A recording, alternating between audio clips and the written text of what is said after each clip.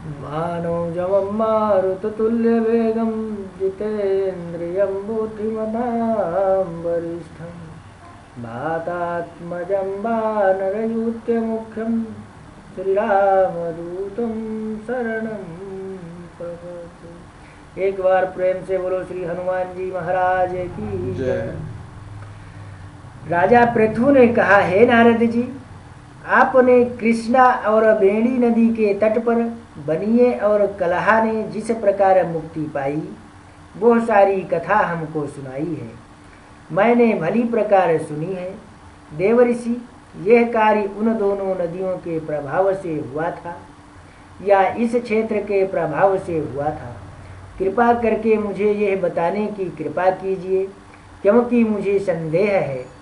देवऋषि नारद बोले, कृष्णा नदी साक्षात भगवान श्री कृष्णचंद्र जी महाराज का शरीर और बेणी नाम वाली नदी भगवान शंकर का शरीर है।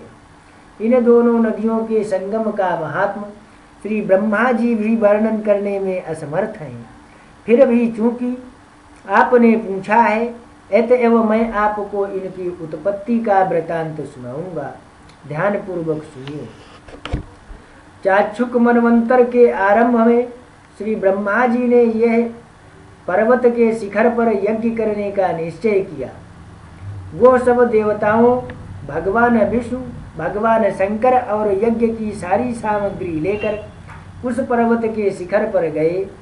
तब महर्षि भृगु आदि ऋषियों ने ब्रह्म मुहूर्त में उन्हें दीक्षा देने का विचार किया। इसके बाद उन्होंने श्री ब्रह्मा जी की पत्नी स्वरा को बुलाया, भेजा। वह बड़ी आहिस्ता आहिस्ता आ रही थी। इस बीच में श्री भृगु जी ने भगवान विष्णु से पूछा, हे प्रभु, आपने स्वरा को शीघ्रता से बुलाया था, वह क्यों नहीं आई? यदि ब्रह्म मुहूर्त टल गया तो फिर दीक्षा का कार्य कैसे शुरू किया जाएगा? इस पर भगवान विष्णु ने कहा, यदि स्वरा यथा समय यहाँ पर न आई तो आप गायत्री को ही स्त्री मानकर दीक्षा विधान कर दीजिएगा। क्या गायत्री पुण्य कर्म में ब्रह्मा जी की स्त्री नहीं हो सकती? नारद जी बोले, भगवान विष्णु ने भगवान शंकर की बात का समर्थन किया। ये बात सुनकर भृगु जी ने गायत्री को श्री ब्रह्मा जी के दाईं ओर बिठाकर दीक्षा विधान आरंभ कर दिया। ऋषि मंडल गायत्री को दीक्षा दे ही रहा था कि इतने में स्वरा भी यज्ञ मंडप में आ पहुंची। श्री ब्रह्मा जी के पहलू में गायत्री को देखकर ईर्षा से क्रोध करके कहने लगी। स्वरा ने कहा, जहाँ अपूज्यों की पूजा होती है और पूज्यों की अप्रतिष्ठा होती है, वहाँ पर दुर्भिक्ष, मृत्यु तथा भय तीनों अश्वमेव हुआ करते हैं। यह गायत्री जी श्री ब्रह्मा जी की दाईं ओर तथा मेरे स्थान पर बैठी है। यह अदृश्य बहने वाली नदी होगी।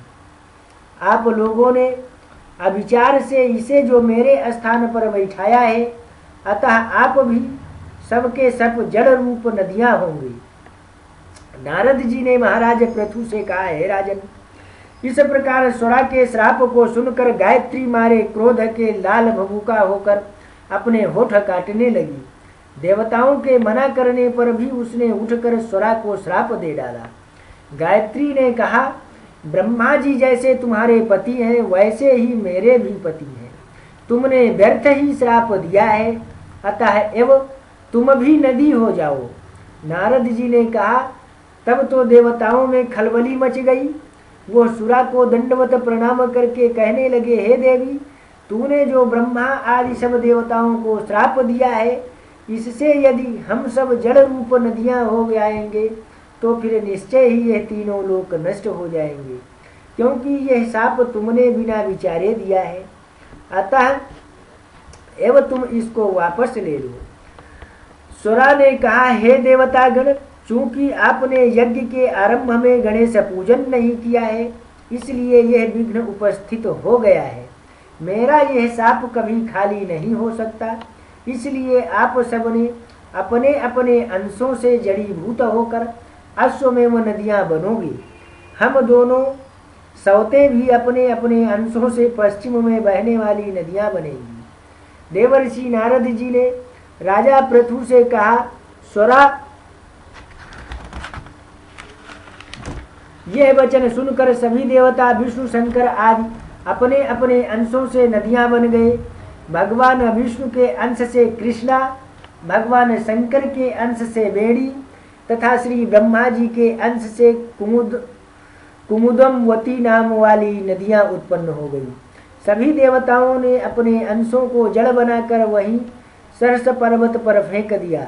फिर उन लोगों के अंश अलग अलग नदियों के रूप में बहने लगे। देवताओं के अंशों से पूर्व वाहिनी तथा उनकी स्त्रियों के अंशों से सैकड़ों व हजारों की संख्या में पश्चिम वाहिनी नदियां उत्पन्न हो गई। गायत्री और शुरा दोनों पश्चिम वाहिनी नदियां होकर एक साथ बहने लगी। दोनों का नाम सावित्री पड़ा। श्री ब्रह्मा जी ने उस यज्ञ स्थल पर भगवान विष्णु और भगवान शंकर की स्थापना की। दोनों देवता महाबल तथा अतिबल के नाम से विख्यात हुए। हे राजन, कृष्णा और बेड़ी नदी की उत्पत्ति का वर्णन जो मनुष्य सुनेगा उसको उनके दर्शन का, स्नान का फल प्राप्त हो जाएगा। इति श्री पद्म पुराण के अंतर्गत कार्तिक महात्म कथा का 29वां अध्याय पूरा हुआ। भगवान श्री कृष्णचंद्र जी महाराज ने कहा, हे प्रिय, नारद जी के वचन सुनकर महाराजा पृथु बड़े विस्मित हुए। अंत में उन्होंने नारद जी का पूजन करके उनको विदा किया। इसी कारण माघ, कार्तिक और एकादशी यह 3 व्रत मुझे अत्यधिक प्रिय है। वनस्पतियों में तुलसी, महीनों में कार्तिक, तिथियों में एकादशी और क्षेत्रों में श्री द्वारिका जी मुझे बहुत प्रिय है। जो प्राणी जितेंद्रिय होकर इनका सेवन करता है वह यज्ञ करने वाले प्राणियों से भी मुझे अधिक प्रिय होता है। जो प्राणी विधि विधान से इनकी सेवा करते हैं उनके अनुग्रह से सभी पाप दूर हो जाते हैं। भगवान श्री कृष्णचंद्र जी महाराज के वचन सुनकर सत्यधामा ने कहा, हे नाथ, आपने यह बात बड़ी आश्चर्यजनक कही है कि दूसरे के लिए पुण्य के फल से कलह की मुक्ति हो गई। यह प्रभावशाली कार्तिक मास आपको अत्यधिक प्रिय है कि जिससे पति द्रोह का पाप केवल स्नान के पुण्य से ही नष्ट हो गया। दूसरे प्राणी द्वारा किया हुआ पुण्य उनके देने से कैसे मिल जाता है, यह आप मुझे बतलाइए। इस पर भगवान श्री कृष्णचंद्र जी महाराज ने कहा, बिना दिया हुआ पुण्य और पाप जिस कर्म द्वारा मिलता है सो सुनो। सतयुग में देश, ग्राम तथा कुलों का दिया हुआ पुण्य या पाप मिलता है, किंतु कलयुग में केवल कर्ता को ही पाप और पुण्य का फल भोगना पड़ता है। संसर्ग न करने पर भी यह व्यवस्था कही गई है और संसर्ग जैसे पाप व पुण्य दूसरे को मिलते हैं। उसकी व्यवस्था भी सुनो। पढ़ाना, यज्ञ कराना और एक साथ भोजन करने से पाप पुण्य का आधा फल मिलता है। एक आसन पर बैठने तथा एक सवारी चढ़ने से, श्वास के आने जाने से पुण्य पाप का चौथा भाग प्राणी मात्र को मिलता है। स्पर्श करने, भोजन करने और दूसरे की स्तुति करने से पुण्य और पाप का 6वां भाग मिलता है। दर्शन करने, सुनने तथा ध्यान करने से मनुष्य को पुण्य और पाप का 10वां अंश मिलता है। दूसरे की निंदा, चुगली और धिक्कार करने से उसका 100वां भाग मिलता है। पुण्य करने वाले मनुष्यों की जो कोई सेवा करता है वो सेवा का भाग लेता है और अपना पुण्य उसे देता है। स्त्री, नौकर और शिष्य के अतिरिक्त जो मनुष्य दूसरे से सेवा करवाकर उसका पैसा नहीं देता तो वह सेवक उसके पुण्य का भागी होता है। पंक्ति में बैठे हुए भोजन करने वाले की पत्तल जो व्यक्ति लांघता है वह उसको जिसकी पत्तल उसने लांघी है अपने पुण्य का 6वां भाग देता है। स्नान तथा ध्यान आदि करते हुए मनुष्य से जो व्यक्ति बातचीत करता है या उसे स्पर्श करता है वह अपने पुण्य का 6वां भाग उसे दे डालता है। जो मनुष्य धर्म के कार्य के लिए दूसरों के लिए धन मांगता है वह पुण्य का भागी होता है। ठीक है, उसी प्रकार जिस प्रकार दान करने वाला पुण्य का भागी होता है। जो मनुष्य धर्म का उपदेश करता है और उसके पश्चात श्रोता से याचना करता है, वह अपने पुण्य का छठा भाग उसे देता है। जो मनुष्य दूसरों का धन चुराकर उससे धर्म करता है, वो चोरी के पाप का फल भोगता है और शीघ्र ही निर्धन हो जाता है। और जिसका धन चुराता है वो पुण्य का भागी होता है। बिना ऋण के उतारे जो मनुष्य मर जाते हैं, उनको ऋण देने वाले सज्जन पुण्य के भोगी होते हैं। शिक्षा देने वाला, सलाह देने वाला, सामग्री को जुटाने वाला तथा प्रेरणा देने वाला, यह सब पाप और पुण्य के छठे भाग्य को प्राप्त करते हैं। राजा प्रजा के पाप पुण्य के षष्टांग का भागी होता है। गुरु शिष्यों का, पति पत्नी का, पिता पुत्र का, स्त्री पति का और पुण्य के छठे भाग का भागी होता है। पति को प्रसन्न रखने वाली अज्ञानकारिणी स्त्री पति के लिए हुए पुण्य का आधा हिस्सा लेती है। जो पुण्यात्मा पराये लोगों को दान करता है, वह उनके पुण्य का छठा भाग प्राप्त करता है। जीविका देने वाला मनुष्य जीविका ग्रहण करने वाले मनुष्य के पुण्य के छठवें भाग का प्राप्त करता है। इस प्रकार दूसरों के लिए किए हुए पुण्य अथवा पाप बिना देने के भी दूसरे को मिल सकते हैं, किंतु यह नियम जो कि मैंने बतलाए हैं कलयुग में लागू नहीं होते। कलयुग में तो एकमात्र कर्ता को ही अपने पाप व पुण्य भोगने पड़ते हैं। इस संबंध में एक बड़ा पुराना इतिहास जो कि पवित्र भी है और बुद्धि को प्रदान देने वाला है, कहता हूँ, ध्यान पूर्वक सुनो। इति श्री पद्म पुराण के अंतर्गत कार्तिक महात्मा कथा का 30वां अध्याय पूरा हुआ। एक बार प्रेम से बोलो श्री लक्ष्मी नारायण भगवान की जय। भगवान श्री कृष्णचंद्र जी महाराज ने कहा, पहले उज्जैन में एक महापापी और दुरात्मा धनेश्वर नामक ब्राह्मण रहता था। वो रस, चमड़ा और कंबल आदि का व्यापार करता था। वैश्यागामी था और मद्यपान आदि बुरे कर्म किया करता था। चूंकि वो दिन रात पाप में रत रहता था, इसलिए उस व्यापार के लिए वो नगर नगर घूमता था। वो एक दिन महिष्यमतीपुरी में जा पहुंचा। महिष्यमतीपुरी में चूंकि राजा महिष ने बसाई थी, इसलिए वो राजा के नाम पर ही विख्यात थी। नगरी के पास ही पापनाशिनी पुण्यकारिणी भगवती नर्मदा बहती थी। उस नदी के किनारे देश देशांतर से आए हुए यात्री कार्तिक व्रत करने के लिए कुछ दिनों के लिए ठहरा करते थे। उन कार्तिक व्रत करने वाले प्राणियों को वहां ठहरा देखकर वह दुष्ट धनेश्वर भी इधर उधर व्यापार करता हुआ 1 मास के लिए वहां ठहर गया। अपने माल को बेचता हुआ वह नर्मदा नदी के तट पर घूमता हुआ ब्राह्मणों को देव पूजा में अक्सर लगा हुआ देखता कि कोई तो पुराण पढ़ रहा है और कोई सुन रहा है, कोई भगवत कीर्तन कर रहा है, कोई भजन सुन रहा है, कोई ध्यान में लीन है और कोई तुलसी की माला धारण किए हुए है। बस इसी तरह वो भगवत भक्तों के बीच में रहा और वैष्णव के दर्शन करता रहा,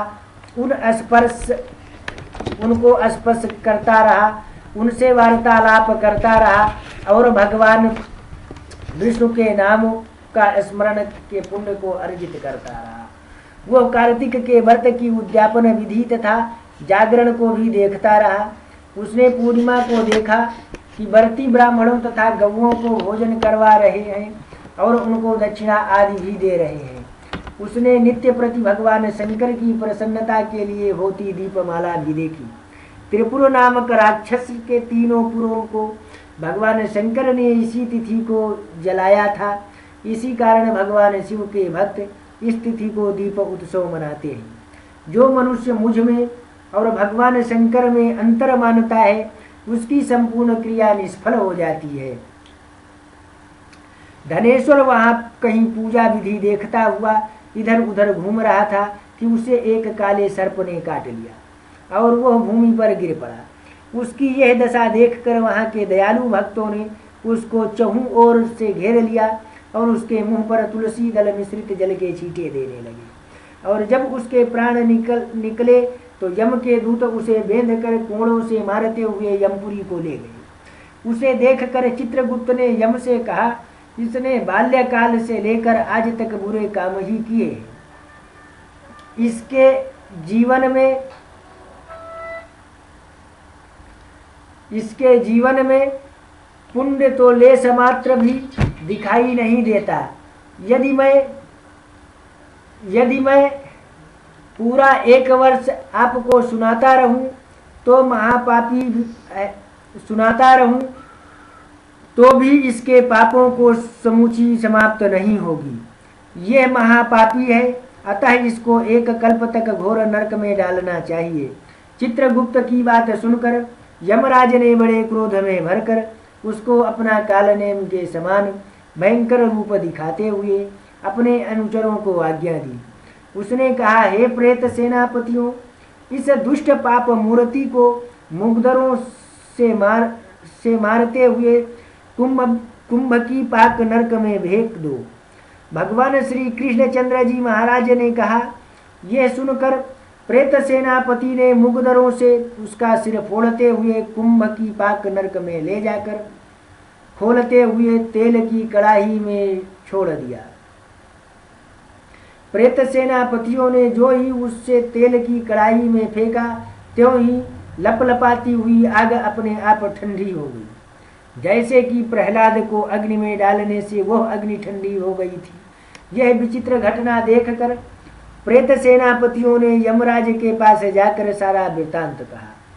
यमराज भी सारा हाल सुनकर आश्चर्यचकित रह गए और धनेश्वर को अपने पास बुलाकर स्थिति पर विचार करने लगे।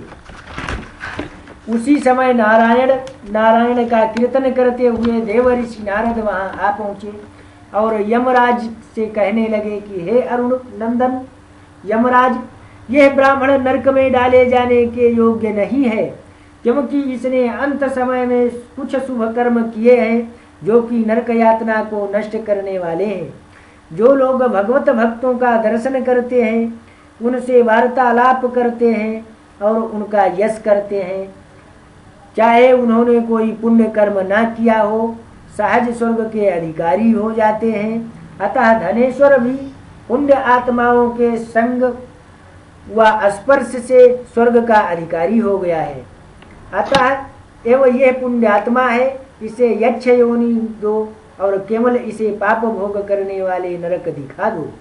भगवान श्री कृष्णचंद्र जी महाराज ने कहा। जब देवऋषि नारद ऐसा कहकर चले गए तो धनेश्वर को पुण्य आत्मा समझते हुए यमराज ने दूतों को उसे नरक दिखाने की आज्ञा दी। इति श्री पद्म पुराण अंतर्गत कार्तिक महात्म कथा का 31वां अध्याय पूरा हुआ। एक बार प्रेम से बोलो श्री लक्ष्मी नारायण भगवान की जय।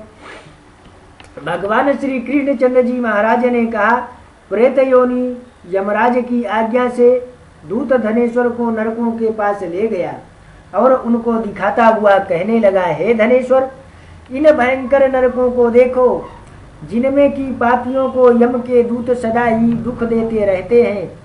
यह देखो, यह तप्त बालक नामक भयंकर नरक है, जिसमें देह जलने के कारण पापी विलाप कर रहे हैं। भोजन के समय जो प्राणी भूखों को भोजन नहीं देते, वह बार बार नरक में डाले जाते हैं।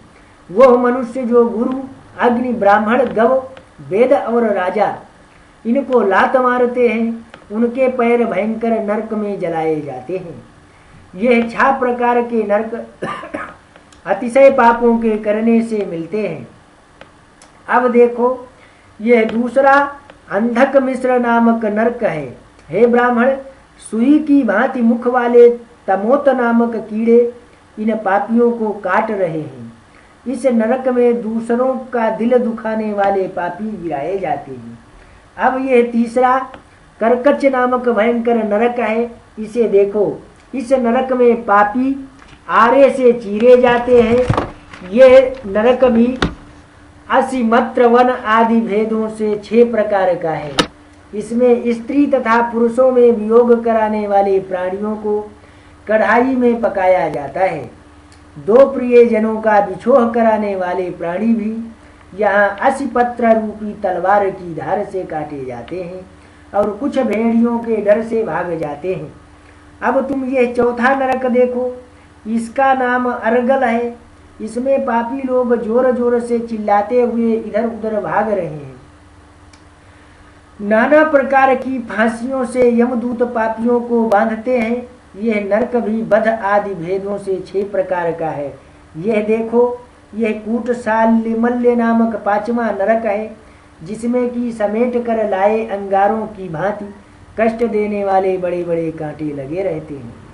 यह भी यातना आदि के भेदों से 6 प्रकार का है। पर स्त्री गमन करने वाले प्राणी इस नरक में पकाए जाते हैं। देखो, ये उल्लवण नामक 6ठा नरक है, जिसमें सिर नीचे करके पापियों को पकाया जाता है। जो लोग भच्छाभक्ष का विचार नहीं करते, दूसरों की निंदा करते हैं और चुगली करते हैं, उनको इस नरक में डाला जाता है। यह देख लो कि यह लोग किस तरह से चिल्ला रहे हैं। दुर्गंध भेद से यह नरक भी 6 प्रकार का है। और यह देखो, 7वां कुंभ की पाक नामक नरक है। यह बहुत ही भयंकर है। हे ब्राह्मण, यह भी 6 प्रकार के हैं। इसमें महापातकी लोगों को पकाया जाता है। इस नरक में हजारों वर्ष तक यातना भोगनी पड़ती है। यही रौख नरक है। इच्छा रहित जो पाप किए जाते हैं वो सूखे, और इच्छा पूर्वक जो पाप किए जाते हैं वो पाप आर्ध कहलाते हैं। इस प्रकार शुष्क तथा आर्ध भेदों से यह पाप 2 प्रकार के होते हैं। इनके अतिरिक्त और भी पृथक पृथक 84 प्रकार के पाप हैं। अपक्रीड, पांगतेय, मलिनीकरण, जाति भ्रंशकरण, उपाप, अतिपाप, महापाप, ये 7 प्रकार के पातक हैं। जो जीव जैसा कर्म करता है वह इन 7 नरकों से अपने पाप कर्मों के अनुसार पकाए जाते हैं। तुम्हारा चूंकि कार्तिक व्रत करने वाले प्रभु भक्तों के साथ पर्याप्त मेल जोल रहा है, उसके पुण्य प्रभाव से तुम्हारी नरक यातना दूर हो गई है। भगवान श्री कृष्णचंद्र जी महाराज ने कहा, इस प्रकार प्रेतपति ने धनेश्वर को सब प्रकार के नरक दिखलाने के पश्चात यक्षलोक में ले जाकर के उसे वहाँ का राजा बना दिया। वहाँ पर उसका नाम धनक्षय हुआ और वह कुबेर जी का सेवक बन गया। बाद में महर्षि विश्वामित्र ने उसके नाम पर तीर्थ बनाया था। हे राजन, कार्तिक मास का व्रत महाफल का दाता है। इसके बराबर दूसरा कोई पुण्य कर्म नहीं है। जो कोई यह व्रत करता है तथा व्रत करने वाले का दर्शन करता है, उसको अवश्य मुक्ति मिलती है। इति श्री पद्म पुराण के अंतर्गत कार्तिक महात्म कथा का 32वां अध्याय पूरा हुआ। एक बार बोलो श्री लक्ष्मी नारायण भगवान की जय। सूत जी ने कहा, इतनी कथा सत्यभामा को सुनाकर भगवान श्री कृष्णचंद्र जी महाराज संध्या करने के लिए महल के भीतर चले गए। यह कार्तिक मास का व्रत भगवान विष्णु को अत्यंत प्रिय है तथा भक्ति को प्रदान करने वाला है। रात्रि जागरण, प्रातः काल का स्नान, तुलसी बट सिंचन, उद्दापन और दीपदान, ये 5 कर्म भगवान विष्णु को प्रसन्न करने वाले हैं। इसलिए इनका पालन अवश्य करना चाहिए। ऋषियों ने कहा, भगवान विष्णु का प्रिय, अधिक फल का देने वाला, शरीर के रोम रोम को प्रसन्न रखने वाला, इतिहास पूर्वक जो कार्तिक महात्म आपने कहा है, मोक्ष की चाहने वाले करने वालों या भोग के इच्छुक मनुष्यों को यह व्रत अवश्य करना चाहिए। किंतु हम एक बात आपसे पूछना चाहते हैं, वो ये कि यदि कार्तिक मास का व्रत करने वाला किसी संकट में फंस जाए, या वो जंगल में हो अथवा वो किसी रोग से ग्रस्त हो जाए, तो फिर वह कार्तिक का व्रत किस प्रकार करे? क्योंकि यह विष्णु भगवान का अतिशय प्रिय तथा मुक्ति भक्ति प्रदान करने वाला व्रत किसी प्रकार भी नहीं छोड़ना चाहिए। श्री सूत जी ने उत्तर दिया, यदि कार्तिक व्रती किसी संकट में फंस जाए तो वीरता के साथ भगवान शंकर तथा भगवान विष्णु के मंदिर में जाकर जागरण अवश्य करें। यदि भगवान शंकर का मंदिर या भगवान विष्णु का मंदिर पास ना हो तो जिस किसी भी देवता का मंदिर पास में हो उसमें जाकर रात्रि जागरण करे। अगर घना जंगल हो तो फिर पीपल के वृक्ष के नीचे अथवा तुलसी के वन में जाकर भगवान का जागरण करे। भगवान विष्णु की मूर्ति के सन्मुख बैठकर भगवान विष्णु का कीर्तन करें। ऐसा करने से 1000 गौओं के दान के बराबर फल मिलता है। जो व्यक्ति विष्णु के कीर्तन में बाजा बजाता है उसको वाजपेय यज्ञ के बराबर फल मिलता है। और हरि कीर्तन में नृत्य करने वाले प्राणी को समस्त तीर्थों में स्नान करने वाले फल मिलता है।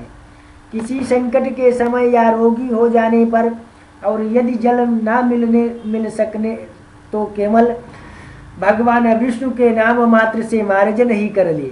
यदि उद्यापन ना कर सके तो व्रत की पूर्ति के लिए केवल ब्राह्मणों को भोजन ही करवा देवे, क्योंकि ब्राह्मणों के प्रसन्न होने से भगवान विष्णु भी प्रसन्न रहते हैं। यदि आप दीपदान ना कर सके तो दूसरे के दीप की वायु आदि से भली भांति रक्षा करें। और यदि तुलसी का पौधा पास ना हो तो वैष्णव ब्राह्मण की ही पूजा कर लेंगे, क्योंकि भगवान विष्णु सदा अपने भक्तों के निकट ही रहते हैं। इन सब के ना होने पर भरती ब्राह्मण गव पीपल और बट वृक्ष की श्रद्धा से सेवा करें। शौनकादि ऋषियों ने कहा, आपने गव तथा ब्राह्मणों के सदृश पीपल और बट वृक्षों को क्यों बतलाया है, और सभी वृक्षों में पीपल का वृक्ष और बट वृक्ष श्रेष्ठ क्यों कहे गए हैं। श्री सूत जी महाराज ने कहा, पीपल का वृक्ष साक्षात विष्णु भगवान है, बट वृक्ष साक्षात शंकर भगवान है, और पलाश का वृक्ष साक्षात ब्रह्मा है। इन वृक्षों की पूजा सेवा तथा दर्शन से सब पापों का नाश होता है। ऋषियों ने कहा, प्रभु हम लोगों को इसमें शंका है कि ब्रह्मा विष्णु और शंकर वृक्ष रूप क्यों हुए, आप कृपा करके हमें बतलाइए। श्री सूत जी ने कहा, प्राचीन काल में भगवान शंकर और पार्वती विहार कर रहे थे कि उस समय उनके विहार में विघ्न डालने के विचार से ब्राह्मण का रूप धारण करके अग्निदेव वहां पर गए। विहार के आनंद का नाश हो जाने के कारण क्रोध में भरकर श्री पार्वती जी ने समस्त देवताओं को शाप दे डाला। पार्वती जी ने कहा, हे देवताओं, विषय सुख को कीट पतंग भी जानते हैं, उस पर आप लोगों ने देवता होकर विघ्न डाला है, इसलिए आप सब लोग वृक्ष हो जावे। सूत जी ने कहा, इस प्रकार क्रोधित पार्वती जी के शाप देने से सब देवता वृक्ष हो गए। इसी कारण भगवान विष्णु तथा भगवान शंकर दोनों पीपल और बट वृक्ष हो गए। इसी कारण भगवान विष्णु का शनिदेव के साथ भोग होने के कारण केवल शनिवार को ही पीपल को स्पर्श करना चाहिए और किसी दिन नहीं। इति श्री पद्म पुराण के अंतर्गत कार्तिक महात्मा कथा का 33वां अध्याय पूरा हुआ। एक बार बोलो प्रेम से श्री विष्णु भगवान की जय। ऋषि गणों ने सूत जी से कहा, हे सूत जी, पीपल का वृक्ष शनिवार को छोड़कर सप्ताह के बाकी दिनों में क्यों नहीं पूजा जाता। सूत जी ने कहा, समुद्र का मंथन करने से जो रत्न देवताओं को मिले थे उनमें से देवताओं ने लक्ष्मी और कौस्तुभमणि भगवान विष्णु को दे दी थी। विष्णु भगवान जब लक्ष्मी से विवाह करने के लिए तैयार हुए तो लक्ष्मी ने कहा, प्रभु जब तक मेरी बड़ी बहन अलक्ष्मी का विवाह नहीं हो जाता आप मुझ छोटी बहन से विवाह कैसे कर सकते हैं, इसलिए आप पहले मेरी बड़ी बहन का विवाह कीजिए, बाद में फिर मुझसे विवाह कीजिए, क्योंकि यह प्राचीन नियम है। लक्ष्मी के ऐसा वचन सुनकर भगवान विष्णु ने लक्ष्मी की बड़ी बहन का विवाह उद्दालक ऋषि के साथ कर दिया। वह अलक्ष्मी बड़ी कुरूप थी, बड़ा मुख, चमकते हुए दांत, वृद्धा के समान शरीर, बड़े बड़े लाल लाल नेत्र और रूखे बाल। महर्षि उद्दालक भगवान विष्णु के आग्रह पर उससे विवाह कर उसको वेद मंत्रों की ध्वनि से गुंजाते हुए अपने आश्रम में ले आए। वेद ध्वनि से गुंजित हवन के पवित्र धूप से सुगंधित मनोहर ऋषि आश्रम को देखकर वह बहुत दुखी हुई। अलक्ष्मी ने महर्षि उद्दालक से कहा, इस आश्रम में वेद ध्वनि हो रही है, अतः यह स्थल मेरे रहने के योग्य नहीं है, अतएव तुम मुझे किसी दूसरी जगह ले चलो। उसकी बात सुनकर महर्षि उद्दालक ने कहा, तुम यहाँ पर क्यों नहीं रह सकती और तुम्हारे रहने के योग्य दूसरी जगह कौन सी है, ये मुझे बतलाओ।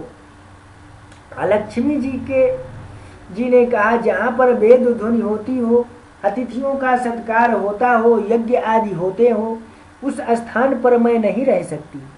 जहाँ पर पति पत्नी का आपस में प्यार हो, पितरों के निमित्त यज्ञ होते हो, देवताओं का पूजन होता हो, वहाँ पर मैं नहीं रह सकती। जहाँ दिन रात पति पत्नी लड़ते रहते हो और जहाँ से अतिथि लोग सदा निराश लौटते हो, जहाँ पर पूज्य वृद्धों सतपुरुषों तथा मित्रों का अनादर होता हो और जहाँ पर अति कठोर वाणी बोली जाती हो, जहाँ पर दुराचारी चोर पर स्त्रीगामी प्राणी रहते हैं, जहाँ पर गौओं का वध, मद्यपान, ब्रह्म हत्या आदि होते रहते हैं, वहाँ मैं प्रसन्नता पूर्वक निवास करती हूँ। इस प्रकार अलक्ष्मी के वचन सुनकर महर्षि उद्दालक का मुख मलिन हो गया। वो इस बात को सुनकर चुप रह गए।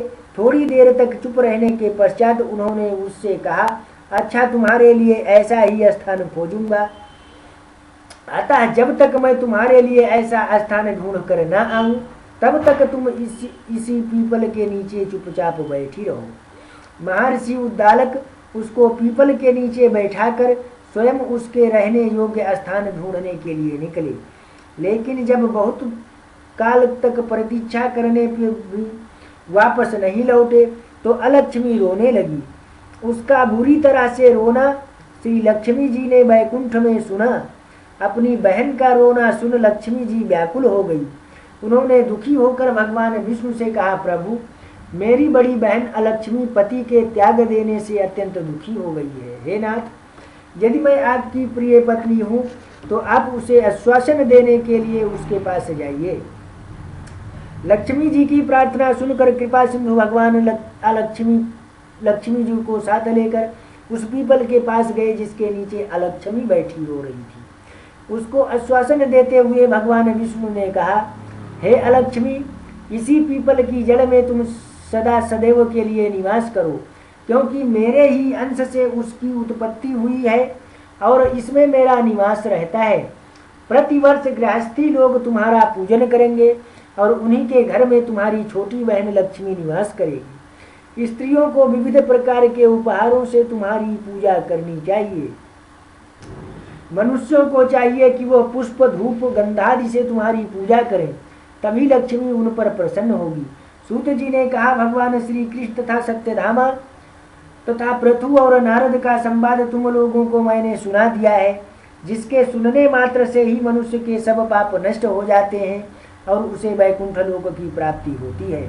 तुम लोगों को जो कुछ पूछना है वो पूछ सकते हो, उसे भी मैं विस्तार पूर्वक कहूँगा।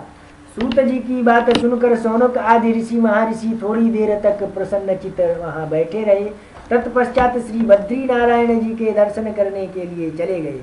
जो प्राणी इस कथा को सुनता है और दूसरों को सुनाता है, वो इस संसार में संपूर्ण सुख को प्राप्त करता है। इति श्री पद्म पुराण के अंतर्गत कार्तिक मास कथा का 34वां अध्याय पूरा हुआ। एक बार बोलो श्री भाग्य बिहारी लाल की जय। शिवा गिरा शंकर सुमन शंभु शुक्र मुनि व्यास, तुलसी माता सुमर कर लिखे वाक्य कुछ दास। इतनी कथा सुनकर ऋषिवर कहने लगे, हे सूत जी, अब हम आपसे तुलसी जी के विवाह की विधि पूछना चाहते हैं, कृपा कर वर्णन कीजिए। ऋषिवरों के वाक्य सुनकर आनंद में मग्न होते हुए सूत जी कहने लगे, हे मुनीश्वरों, अब मैं आपके सामने तुलसी जी के विवाह की विधि का वर्णन करता हूँ, इसलिए सावधान होकर सुनने का कष्ट करें। जब उत्तरायण रवि हो, गुरु शुक्र का उदय हो, विवाह के नक्षत्र हो और विशेषकर पूर्णिमा हो अथवा कार्तिक का महीना व भीष्म पंचक हो, तब तुलसी वन में वह अपने घर में सुंदर मंडप और उत्तम हवन कुंड के सहित मनोहर वेदी की रचना करता हुआ ऋतिज ब्राह्मणों का जो विद्वान और राग द्वेष आदि से रहित हो निमंत्रित करे और ग्रह यज्ञ आरंभ करता हुआ मातृकाओं की पूजा करें। हे मुनीश्वर, ऋषित्व जी के उपस्थित हो जाने पर पहले नंदी मुख श्राद्ध करे और तत्पश्चात सुवर्ण के भगवान शालिग्राम बनाकर उनका विधि विधान से पूजा सामग्री से पूजा करता हुआ चांदी की तुलसी को उनके समर्पण कर दे। इस प्रकार विवाह विधि से तुलसी जी का पाणी ग्रहण कराने के पश्चात विधि पूर्वक होम करें और उसके बाद सपत्नीक यजमान भाई बंधु और सेवकों के साथ चारों ऋतुजों के सहित विष्णु भगवान की प्रेम से प्रदक्षिणा करता हुआ शांति पाठ और मंगल गान करें। उस समय स्त्रियों के मंगल गान के सहित भेरी आदि बाजे भी बजवाए चाहिए। हे मुनीश्वरों, ऐसा हो जाने के पश्चात यजमान को गोदान और सैया दान करना चाहिए और ऋतुजों को दक्षिणा देकर विप्र भोज और जाति करना चाहिए।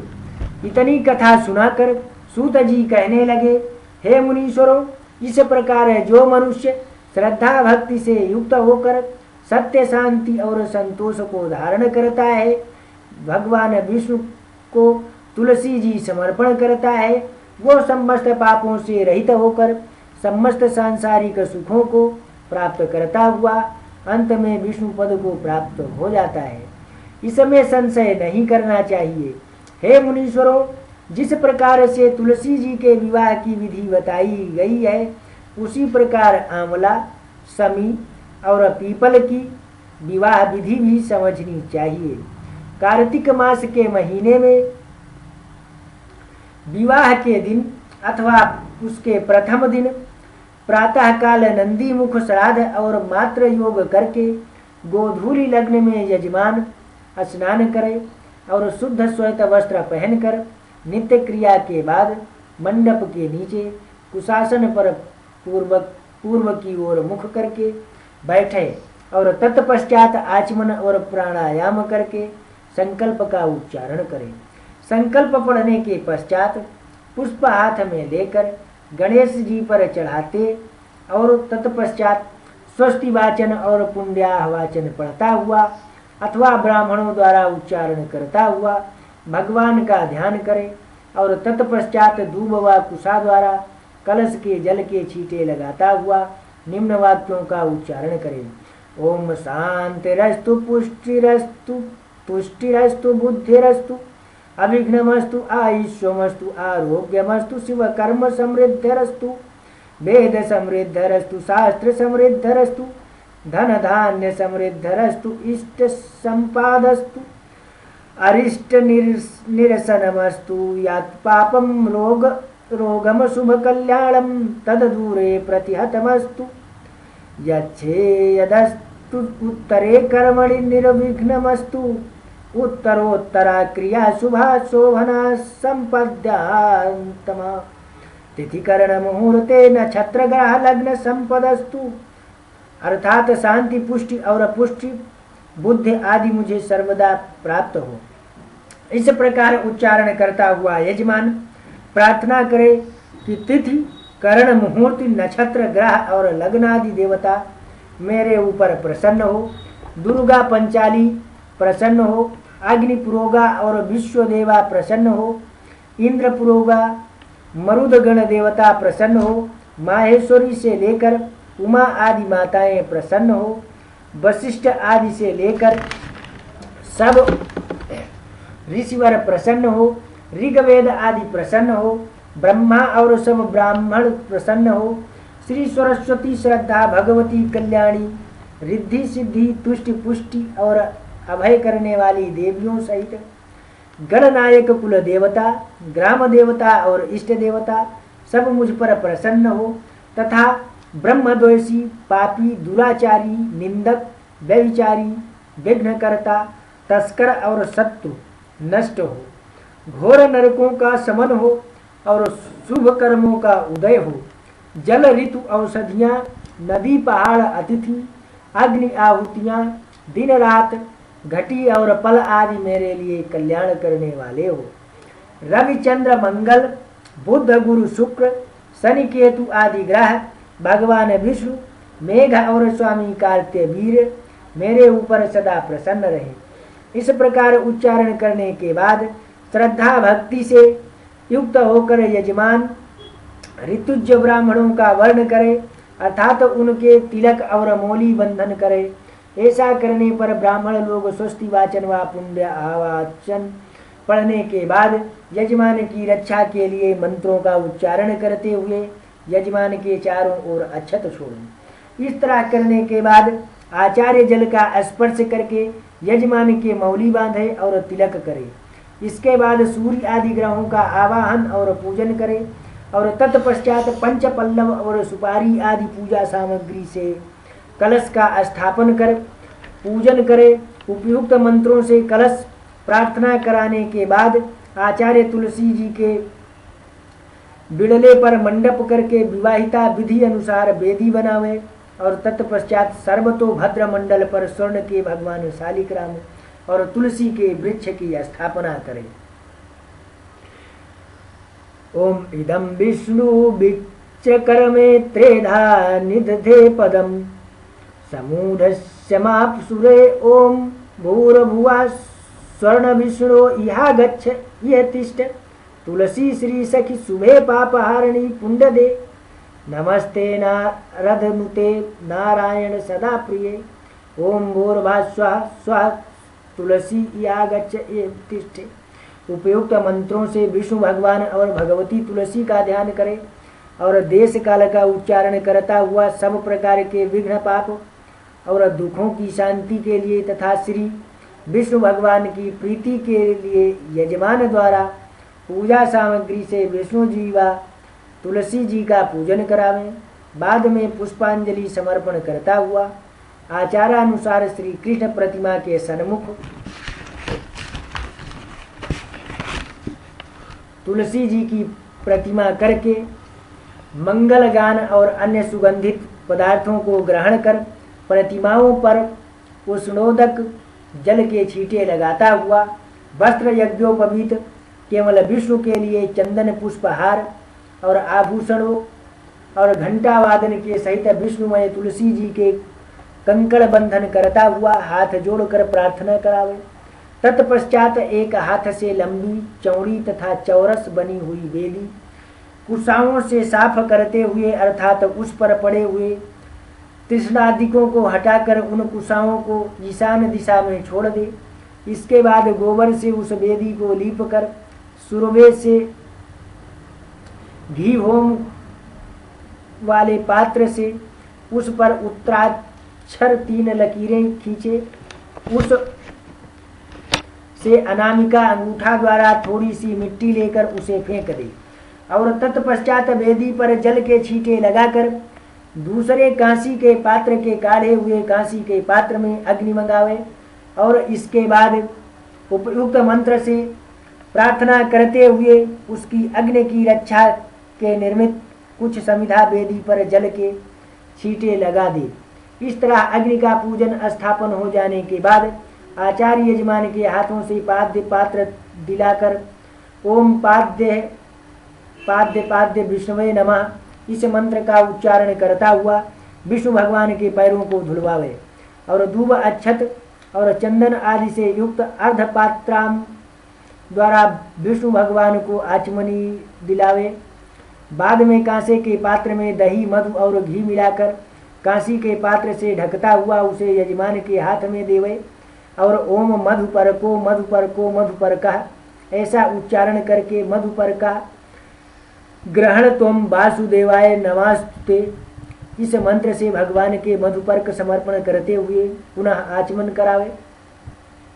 इस तरह भगवान का पाद्यादि समर्पण कराने के बाद आचार्य यजमान को आचमन और प्राणायाम करने को कहे और तत्पश्चात संकल्प पढ़ता हुआ यजमान से भगवान तुलसी की ब्याह करने को कहे और स्वयं निम्नलिखित मंत्रों का उच्चारण करे।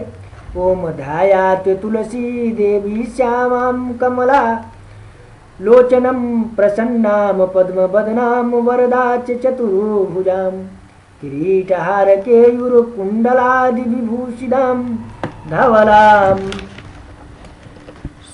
धवलां सुखसन उक्तां पद्मासन निसेवितां प्रियां च सर्वदाक्षिणव सर्वदेव नमस्कृतां तुलसी नमः ध्यायामि। उपयुक्त मंत्रों से भगवती तुलसी का ध्यान करता हुआ आचार्य पूजा सामग्री से यजमान द्वारा तुलसी जी का पूजन और सौभाग्यम संततिम देहि धन धान्यम च मे सदा आरोग्यम शोक समनम कुरु मे माधवो प्रिय, इस मंत्र से प्रार्थना करावे। इस प्रकार यथाशक्ति पूजन करने के बाद तुलसी प्रतिमा के सन्मुख भगवान की प्रतिमा करे और तत्पश्चात मव्य में अंतःपट करते हुए मंगलाष्टक पढ़े। मंगल श्लोक पढ़कर अंतःपट को हटाता हुआ आचार्य अक्षत छोड़े और तत्पश्चात यजमान को उत्तर मुख बैठाकर आचमन प्राणायाम करता हुआ शंख में दूर्वा अक्षत फल पुष्प चंदन और जल लेकर संकल्प का उच्चारण करता हुआ उसके द्वारा यजमान श्री तुलसी जी को विष्णु भगवान को समर्पण करा दे। इस तरह संकल्प उच्चारण करता हुआ विष्णु देव के आगे जल सहित अक्षत छोड़े। विष्णु भगवान की प्रार्थना करता हुआ मंत्रों से तुलसी जी की प्रार्थना करे। इस प्रकार प्रार्थना सहित तुलसी जी का विष्णु भगवान के समर्पण कर देने के पश्चात यजमान यथाशक्ति दक्षिण समर्पण करे और ऋतुज लोग उस समय शांति पाठ और वेद मंत्रों का उच्चारण करें। शांति पाठ हो जाने के बाद यजमान एक ब्राह्मण बनाकर उसका पूजन करता हुआ उसका तिलक करे और मौली बांधे अथवा आचार्य कुशाओं का कल्पित ब्रह्म बनावे।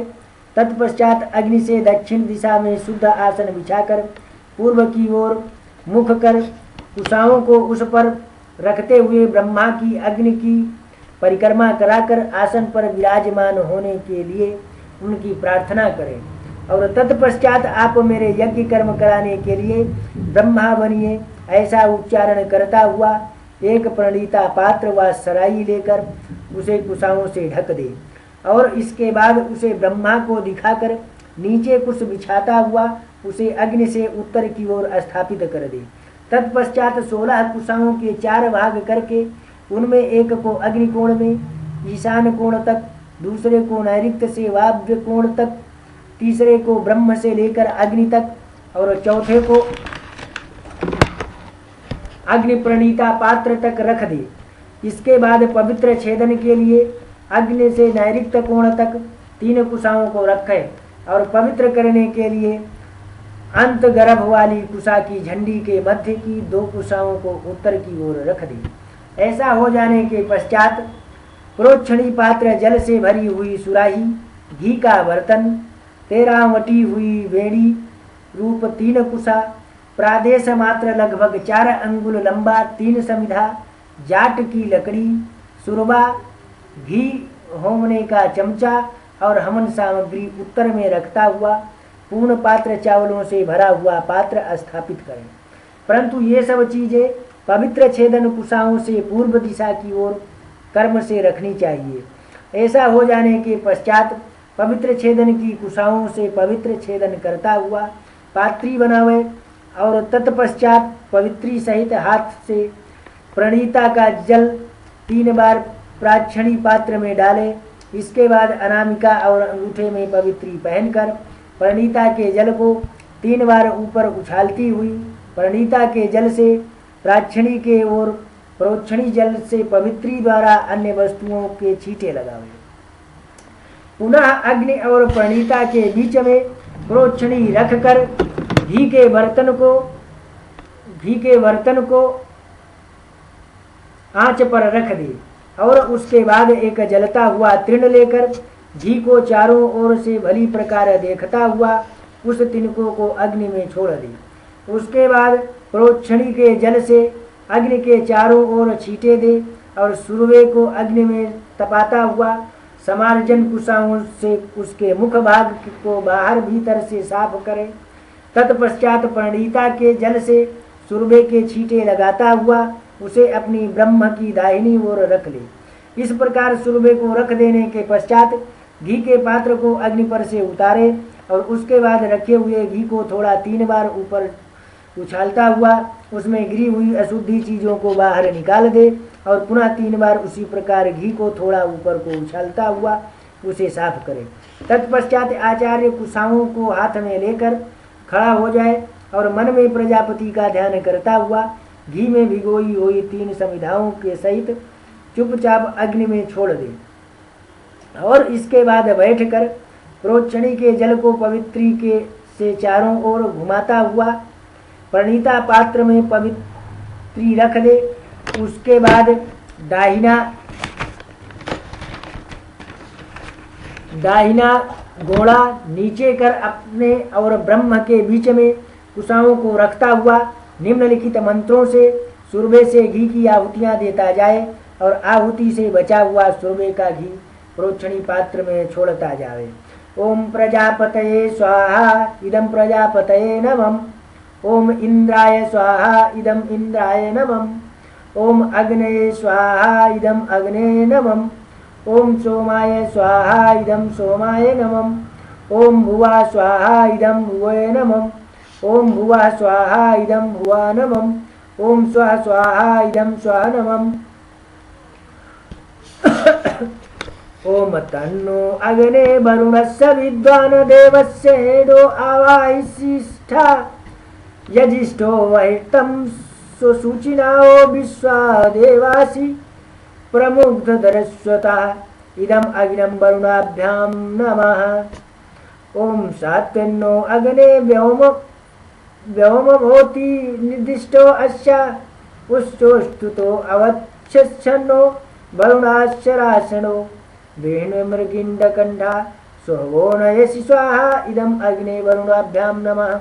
इस प्रकार उपयुक्त आहुतियां देकर अग्नि को प्रोक्षण करता हुआ ओम नमो भगवते वासुदेवाय इस द्वादक्षर एवं ओम अग्ने स्वष्टकृते स्वाहा इक्म अग्ने स्वष्टकृते स्वाहा इस मंत्र से स्वष्टकृत होम करता हुआ यजमान को सर्वस्त्र प्रशासन सुरभे के लगा हुआ घी का और आचमन कराकर संकल्प द्वारा उसे ब्रह्मा को दक्षिणा सहित पूर्ण पात्र दिलवा दे और स्वयं स्वस्तित्व प्रतिवाचन इस मंत्र का उच्चारण करें। ऐसा हो जाने के पश्चात यजमान आचार्य को यथाशक्ति दक्षिणा देकर ब्रह्म का ग्रंथ विमोचन करा दे। उसके बाद आचार्य ओम सुमित्रायाम आप औषधया संतु इस मंत्र से पवित्री ग्रहण कर प्रणीता के जल से यजमान का अभिषेक करे और ओम दुर्तयामस्तये संतुयास्मानं द्वष्टिव चवय दुष्मा इस मंत्र का उच्चारण करता हुआ प्रणीता को ईशान्य दिशा में मोधी भर दे। इसके बाद हवन वेदी के चारों ओर बिखरी कुशाओं को घी में भिगोकर ओम देवागतु विदो गातु भित्वागतुमितम् इयं देवयज्ञे स्वाहा बाते धा इस मंत्र का उच्चारण कर उन्हें अग्नि में छोड़ता हुआ ओम मूर्धानम दिवो अरंति पृथिव्यवस्य वासरमृत अजातमग्निं कवि साम्राज्यमितिं जनानां मामनंत्र पात्रम जयंत देवा स्वाहा इस मंत्र से अग्नि में पूर्णाहुति देवें। इस प्रकार पूर्णाहुति देने के बाद यजमान आचार्य आसन पर बैठ जाए और उसके बाद सुरभे के भस्म लगाकर दाहिने हाथ की अनामिका के अग्रभाग से निम्नलिखित मंत्रों द्वारा यजमान के तिलक करें।